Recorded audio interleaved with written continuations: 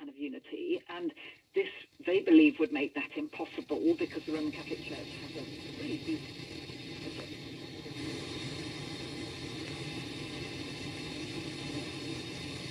have difficulties with Scripture appearing that...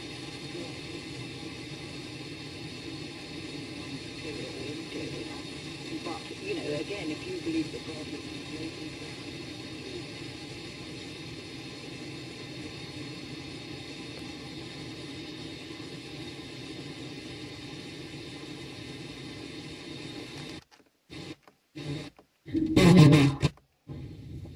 Putoilu kotona ja laitettiin ne siihen oven taakse.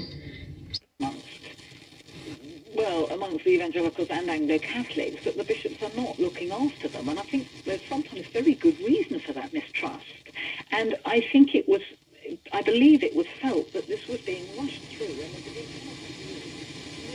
you know, people make a big fuss about women being promoted. I put that in inverted commas. I mean, I find it very trying when you hear it.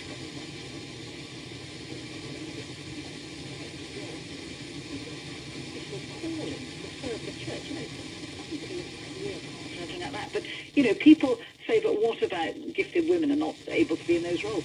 But many very gifted Anglo-Catholics and evangelicals feel that people are not being given positions of responsibility in the church unless they hold the correct political view on this. And that's another, you know, fear that there has been, that you simply won't be able to be ordained in the Church of England if you have an Anglo-Catholic or an evangelical, you know, conviction. And that's something I passionately want to see my church held together on this. And I want to be in a church with people I disagree with on all sides of the other, you know, the other, because it makes me think he hasn't got a clue of the nuances of the debate that's going on here. Atkins, writer and broadcaster, thank you. With us also Christina Rees, who wants women bishops, and Alison Ruoff, who doesn't want women bishops. Classic lineup. Thank you to you both for joining us from York.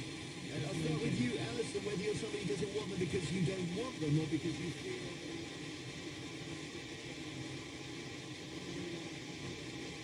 Yeah. What does it say, Alison?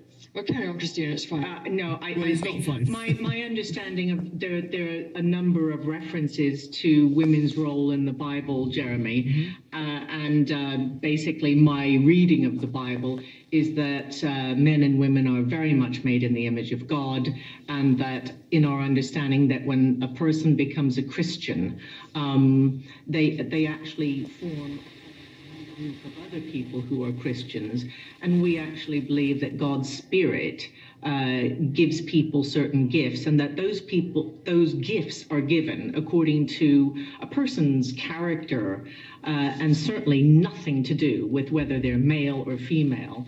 And I agree on the fact that women should not hold authority over men.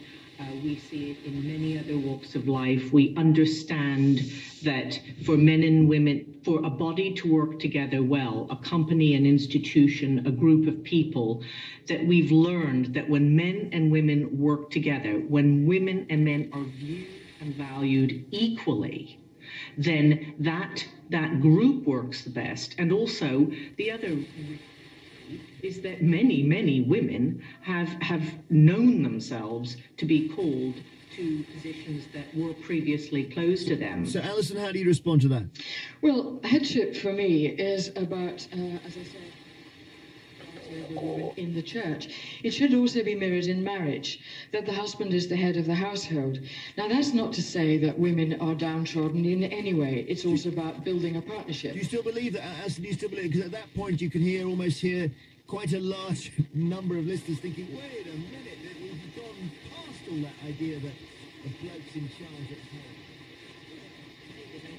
But the Bible has changed. Today, 2014, and in the future. And we as society think we know how to do it, but God knows what's best for us.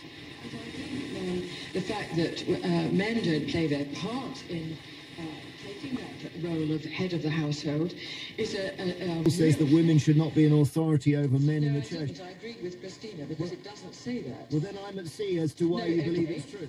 I believe it's true because it goes goes back to right at the very beginning of time when God created man and woman. He created man first, and then he created woman to be his helper. That's not to say that she was to be walked all over, as it were, by Adam, not at all. You build a partnership, but there comes a point in relationships between a man and a woman, when in marriage, when somebody needs to take a final decision. You've discussed it, you've debated it, you might have argued over it, but you can hand it as a wife, you can hand it that responsibility to the husband. Back to you in a second, Christina, but Alison, Judas was a man. The disciples had included a woman, they would have worked out what he was up to. Well, okay, you can joke about it, but that's nothing to do with it. Well, it isn't, but it's, I mean, it simply didn't happen.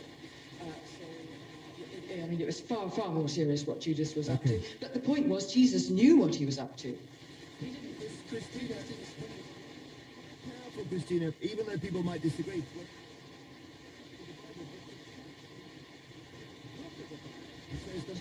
Chapter 2, well done.